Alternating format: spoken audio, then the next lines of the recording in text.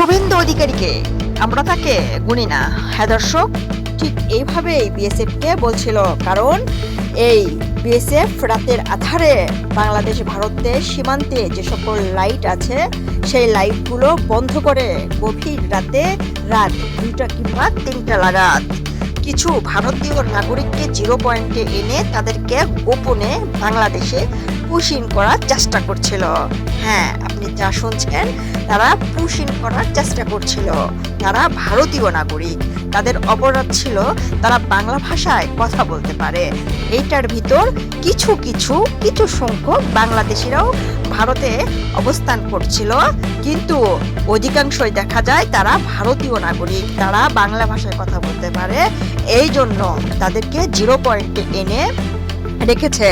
তারা রোদে পুড়ছে, বৃষ্টিতে ভিজছে, তাদের পরিবার ছোট ছোট সন্তান নিয়ে সেই জিরো পয়েন্টে তারা অবস্থান করছে। হ্যাঁ দর্শক, কিন্তু শুভেন্দু অধিকারীর নির্দেশে মোদি ওখানে এসব করছে, আর সীমান্ত এলাকায় এসে সেই সকল বিএসএফ রাতের আধারে লাইট অফ করে তাদেরকে পুশ ইন করার চেষ্টা করছে। এখন জনগণের প্রশ্ন, সাধারণ জনগণের প্রশ্ন, কেনই বা রাতের আধারে এটা করতে হবে? হ্যাঁ দর্শক, কেনই বা চুরি করে এসব করতে হবে? আপনার মনে যে প্রশ্ন, আমার মনেও সেই একই প্রশ্ন। কেন চুরি করতে হবে? যদি তারা বাংলাদেশের নাগরিক হয়, তাহলে আইসিটির আইন মেনে তাদেরকে বাংলাদেশে পাঠাক। আর বাংলাদেশে নাগরিকদের এভাবে বাংলাদেশের সরকার নিতে চায়, কারণ বাংলাদেশের সরকার রোহিঙ্গাদের বাংলাদেশে আশ্রয় দিয়েছে। আর বাংলাদেশের নাগরিক যদি ভারতে গিয়ে এরকম কষ্টদায়কভাবে জীবনযাপন করে, তাহলে অবশ্যই বাংলাদেশের সরকার চায় সেই সকল বাংলাদেশের নাগরিককে ফিরিয়ে আনবে।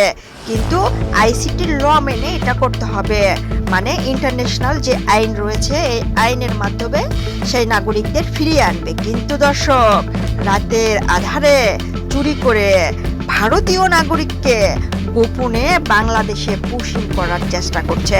দর্শক, এইটা তো নিঃসন্দেহে বলাই যেতে পারে তারা ভারতীয় নাগরিক, যার জন্য রাতের আধারে লাইট অফ করে পুশ ইন করার চেষ্টা করছে এই সকল বিএসএফ। এখন প্রশ্ন আপনাদের, প্রশ্ন আমাদের, ভারতের সীমান্তে যে সকল সীমান্ত এলাকায় লোকজন বসবাস করে, তারা কিন্তু ঐক্য হয়ে বিজিবির সাথে সীমান্ত এলাকা পাহারা দিচ্ছে।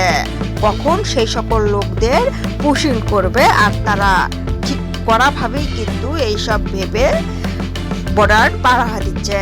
দর্শক, কিন্তু এসব লোকজন দেখে বিএসএফ কি করছে, রাতের আধারে পুশ ইন করার চেষ্টা করছে।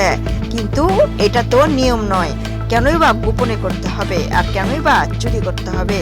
এসবকে কি বলেন দর্শক? চুরি করে এসব করা হচ্ছে। অবশ্যই আপনি কমেন্ট বক্সে কমেন্ট করে জানাবেন। ধন্যবাদ সবাইকে।